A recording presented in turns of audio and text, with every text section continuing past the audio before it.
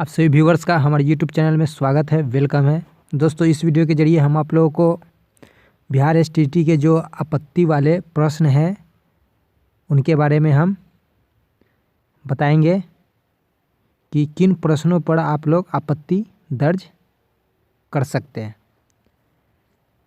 जो आपत्ति दर्ज करने की समय सीमा है 15 फरवरी 2020 से 18 फरवरी 2020 तक ऑनलाइन माध्यम से अपनी आपत्ति दर्ज कर सकते हैं। तो इस वीडियो में जो शिक्षण कौशल एवं अन्य दक्षता के जो प्रश्न है जिस पे आपत्ति दर्ज करनी है, जो ऑब्जेक्शनेबल आपत्ति योग्य प्रश्न है, उन प्रश्नों के बारे में हम इसमें चर्चा करेंगे। तो जो समिति के उक्त वेबसाइट के पोर्टल पर आपत्ति दर्ज करने का तरीका है, तो आप लोग पहले biharboardonline.com पर जाएंगे, उसके बाद ग्रीवांस पे क्लिक करेंगे, उसके बाद एसटीटी ऑब्जेक्शन पे क्लिक करेंगे। उसके बाद करने का ऑब्जेक्शन पोर्टल खुलेगा जहां पर आप लोग उत्तर कुंजी के संबंध में आपत्ति दर्ज कर सकते हैं। याद रहे आप लोगों को, आपत्ति दर्ज सिर्फ ऑनलाइन माध्यम से ही स्वीकार किए जाएंगे। निर्धारित अवधि के बाद प्राप्त आपत्तियों पर कोई विचार नहीं किया जाएगा। तो आप लोगों को पता होगा कि बिहार बोर्ड ने जो 28 जनवरी 2020 को परीक्षा हुई थी पेपर 1 पेपर 2 की, सभी की उत्तर कुंजी आंसर की जारी कर दी है।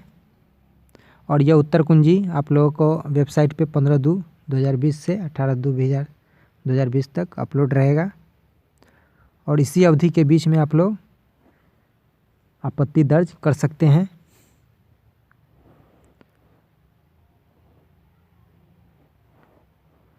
तो किन प्रश्नों पे आप लोगों को आपत्ति दर्ज करना है उसके बारे में हम इस वीडियो में चर्चा करेंगे। तो दोस्तों,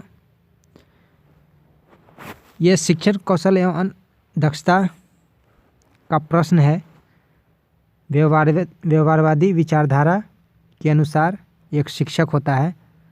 दोस्तों, ये सेट ए और पेपर 1 का प्रश्न है, 16वां प्रश्न। पेपर 1 और सेट ए का 16वां प्रश्न है। तो आप लोग देख सकते हैं, व्यवहारवादी विचारधारा के अनुसार एक शिक्षक होता है। तो ऑप्शन है कक्षा कक्ष का सुगमकर्ता, ज्ञान का भंडार, कक्षा कक्ष का नेता, अनुकूल अधिगम परिस्थितियों का निर्माता। तो दोस्तों, इसमें जो बिहार बोर्ड के द्वारा जो आंसर माना है, उत्तर कुंजी में जो आंसर दिया गया है वह है ऑप्शन ए, कक्षा कक्ष का सुगमकर्ता।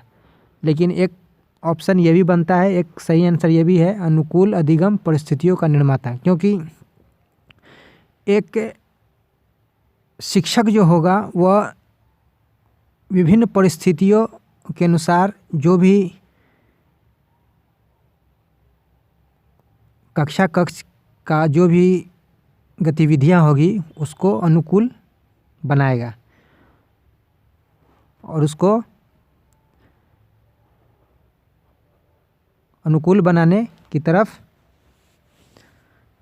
प्रयास करेगा। तो एक आंसर ये भी बनता है।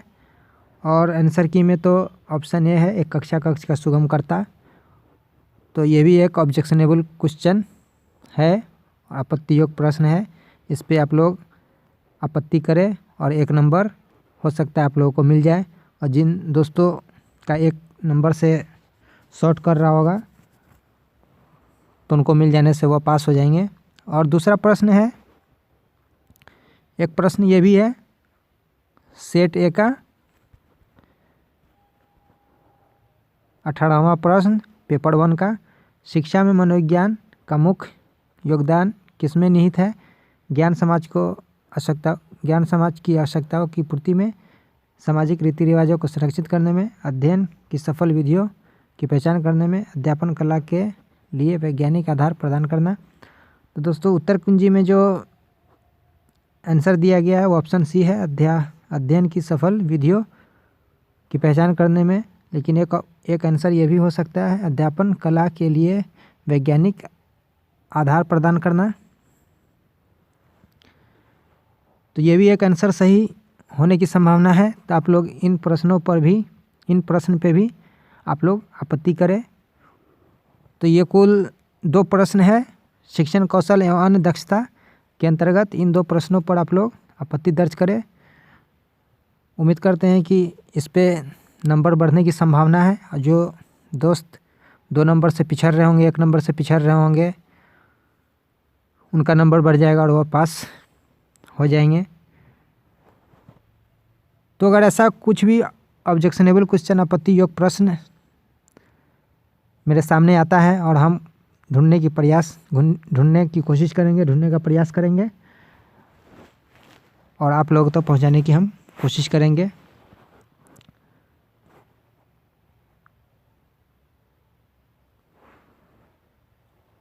तो और जिस विषयों में जो ऑब्जेक्शनेबल क्वेश्चन होंगे हम आप लोगों तक पहुंचाएंगे। तब तक आप लोग ऑब्जेक्शन सबमिट कीजिए, ऑब्जेक्शन जो भी आपत्ति सबमिट कीजिए और जो भी प्रश्न होंगे उन पे बाद में भी कर सकते हैं। या 15/2/2020 से 18/2/2020 तक ऑनलाइन माध्यम से आप अपनी आपत्ति दर्ज कर सकते हैं।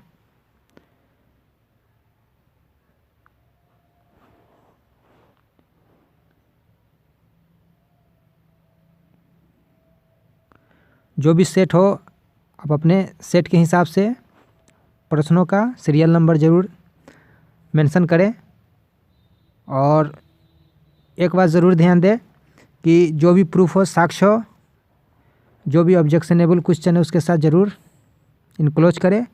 अगर आपके पास साक्ष्य नहीं है, प्रूफ नहीं है तो कोई भी विचार नहीं किया जाएगा आपकी आपत्ति पर। तो इसलिए ध्यान रहे कि साक्ष्य के साथ आप लोगों को आपत्ति देनी है और सबमिट करनी है। इसी उम्मीद के साथ कि हम बस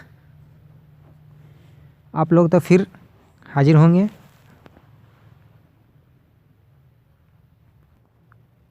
अगर हमारी कोशिश अच्छी लगी तो वीडियो को लाइक कीजिए, शेयर कीजिए और हमारे चैनल को सब्सक्राइब कीजिए। हमारे साथ जुड़े रहें और हमारे चैनल पर रेगुलर विजिट कर रहे हैं। इसी तरह हम नॉलेजफुल और यूजफुल वीडियो आप लोगों तक पहुंचाने की कोशिश करेंगे